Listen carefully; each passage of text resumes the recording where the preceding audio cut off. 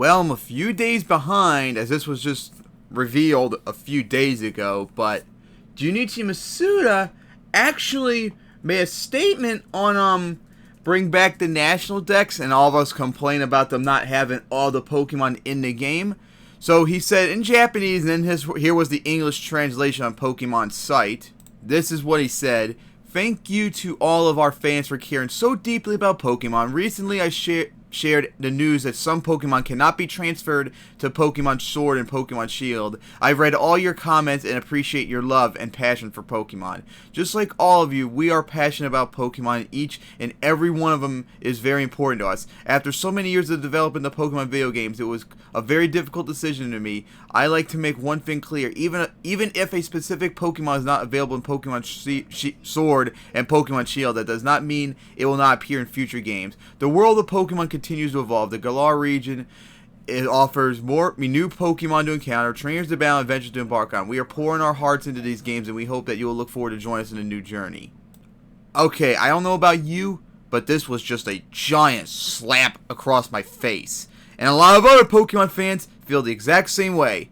First off, I don't even know where he thought of this, because I don't think I've ever heard anyone else even said this. I don't think I recall anyone saying that, oh, the Pokemon that are not going to be in Shield and Sword are never going to appear again. I'm pretty sure we all thought in the future they would appear again in a different game, and the problem would be Pokemon in that game, Pokemon Sword and Shield probably wouldn't appear in that game either, unless it was like the Diamond Pearl remake or something like that. So I don't think any of us have ever said that Pokemon that are not going to be in the game are never, ever, ever going to appear again.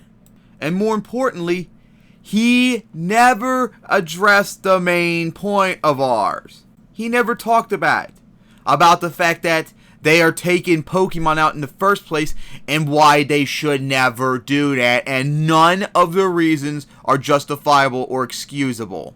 And as I found out ever since I did my first video about the no national decks, they had 2 years at least of work on this game. So they had plenty of time to make new animations, which, by the way, they do not for the older Pokemon. As you can clearly see, they are the same fucking models from the older games with with better quality textures on them. That's it. So they don't have to make new animations for them too. And as we see, they're literally like the same animations in Battle 2. Like Bunnelby in one of the trailers literally has the same faint animation as it does from all the Gen 6 and 7 games. And there are other Pokemon that literally have the same animations too.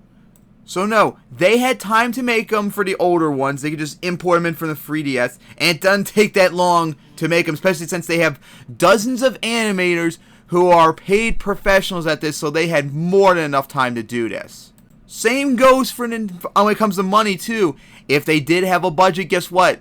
They could just go right to Nintendo, and Nintendo will give them everything they need to make sure the games are good, because Pokemon is a huge cash grab. In fact, I looked it up, found out it's the biggest media franchise in the world now. It's made over $90 billion in 23 years of being out. Nintendo will never let financially Pokemon suffer. They will help out if need so be. So those two arguments are not relevant. And then when it comes to the delay that I've said they need to do, and the people are complaining, oh, you can't do that because the TCG, the animated movies, all of them are tied together, and if you delay the games, you gotta delay all of them. There will be financial ruins for them. Wrong. First off, I don't know about the TCG, but I at least know when it comes to the anime and video game releases, because I know them off the top of my head. Historically, that wasn't the case. Like the anime and the video games tied together at the same time. I mean, the games came out in Gen 1 when they came out in Japan. The games came out a year before the anime came out, although I'm sure no one thought of an anime by then, so a little bit of a pass. Now, for the American releases, this is where they're all over the place. For Johto, I think the games came out the day after the anime aired here, so right on time. But then you got to Hoenn. The anime for Hoenn aired almost a year after Ruby and Sapphire came here. I'm not kidding by that. They did the first 2 episodes as a preview for Ruby and Sapphire, but the episodes didn't start airing here till like November of 2003, whereas the anime came out here in March. I mean, not the anime, the games came out in March of 2003. Almost a year later. Diamond and Pearl, the anime came out like 2 months when the games came here. Black and White, find out that in Black and White, the anime actually aired a month before the games came here. And then X and Y, the anime aired 3 months or so after the games came here. And then Sun and Moon, the anime aired like 2 months after the games came out. So no, they were never exactly on time. And I would not be surprised when it comes to TCG if that's the case as well. And also when it comes to the movies, I don't watch the movies anymore, but I know the last 3 movies had literally nothing to do with Gen 7 at all. And literally, the most recent movie coming out in a month, next month, is literally a remake of the first movie! They are not making movies, they never made movies at all based upon Gen 7!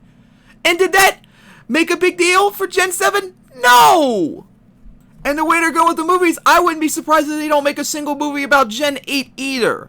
So no, they don't all need to come out at the same fucking time, and I don't think it would hurt them whatsoever if the games were delayed and they kept the anime, the TCG, and all of them come out at the same time as usual. I do not think it'll hurt them whatsoever. And if anything, it would help them because if they have more time to make the games to make it good and have everyone in there, it'll make the games better, and that would make me more likely to get them. And that would be a big sale right there. And then, of course, the other argument is that, there's just not enough storage and memory for the games. Bullshit! The Switch is far more capable than the 3DS.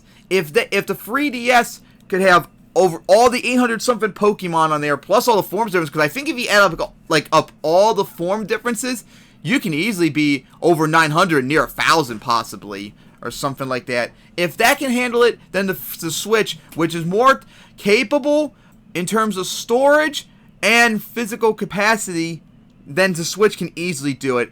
And then, of course, I saw a new argument about the Switch cartridge size.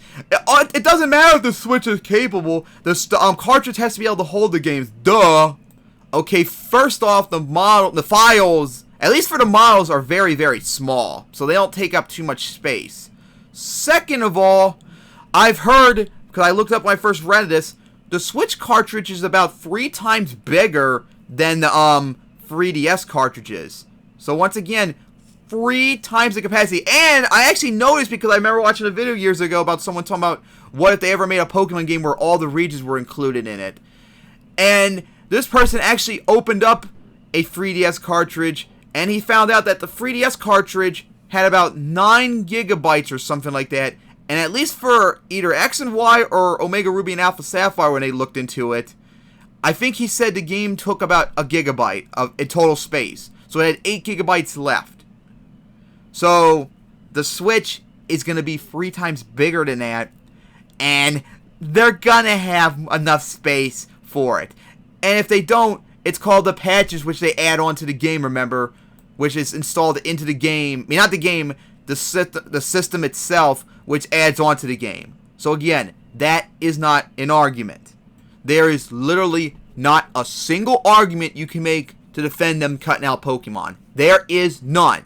They all need to be in there, and that's not debatable. And yes, this is indeed them being lazy and greedy. And do not ever defend this. They deserve nothing but shit for this until they change their mind. And here's another thing, too, I've been hearing people saying about, they just can't change. You can try and change their minds all you want, but they're never going to. You're going to have to deal with no Pokemon being in games. Bullshit. Bullshit.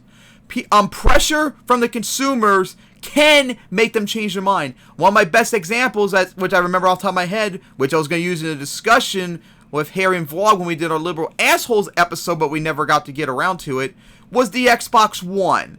Remember when the Xbox One was first revealed back in June 2013, it was a terrible release, remember. It was going to be online only pretty much, so if you did not have internet connection at all for 24 hours, you could not play it at all. So if you wanted to play it on the road or whatever, or if you don't have internet, you could not play it at all. The games basically were massively DRM'd and all that crap, possibly spying on us with the Kinect. It was just a horrible, horrible release of the Xbox One when it was first announced. And people demanded them to make all these changes. And Microsoft at first said, we just can't do this. We put like a few years of work and research and R&D into this, and we just can't make these changes in time before we release the system in November. Like a week later, after so much backlash and so much pressure, they, just like that, announced they were going to do it. And they literally did all of that. They made all the changes and helped save the system. Gee, remember when they said before that they could not do it? It was just impossible for them to do so? Then how were they able to do so after just a week of pushback? It's simple. They can do it, and they will do it if you apply enough pressure, especially financial. And that's another thing, too. These games need to be boycotted. That's the only thing. We have the nuclear weapon, basically, guys. We're the consumers. If we don't buy the games and they have terrible sales, they will finally get the message that you need to listen to the fans. And no, we're not entitled and whatever crybaby bullshit you think of. No, we're the consumers. This is a consumable good. We demand and expect it to be good, and I don't want to hear any excuses about it not being good. They are unacceptable. And now a new thing is that, oh, you're just a bunch of haters and not true Pokemon fans for not liking this game. Well, my friend Mayumi, who's just started watching this new user by the name of Twip on YouTube, who's been ripping this game apart lately, did an awesome response to that too. And basically what he said is, which is the same thing I agree with too, we don't hate Pokemon or the games. We love Pokemon. I've been playing this franchise since 1999 to 2000, before a lot of you probably watching were even born. I've been here since fucking Gen 1. This is my favorite video game franchise of all time. Only monster trucks can beat my love for Pokemon. And I want the games to be good because that helps me out in terms of enjoying them. So, me criticizing them for doing this, it's not because I hate them, it's because I love the franchise and I don't want to see it suffer. It's very easy to understand that, but you guys don't want to understand that. That's why you just call us a hater and not a true fan or whatever. So no, we cannot stop. We have to keep applying pressure to the Pokemon Company, Game Freak, Nintendo, and whoever is doing the decisions about not having all the Pokemon there. We got to keep applying pressure and threaten boycotts, and then hopefully they will finally cave and add all the Pokemon in, because there's no excuse whatsoever for them doing so. And if you do defend them making this decision, you are just dead fucking wrong. There is no argument, so don't even try. Hashtag bring back the National Dex.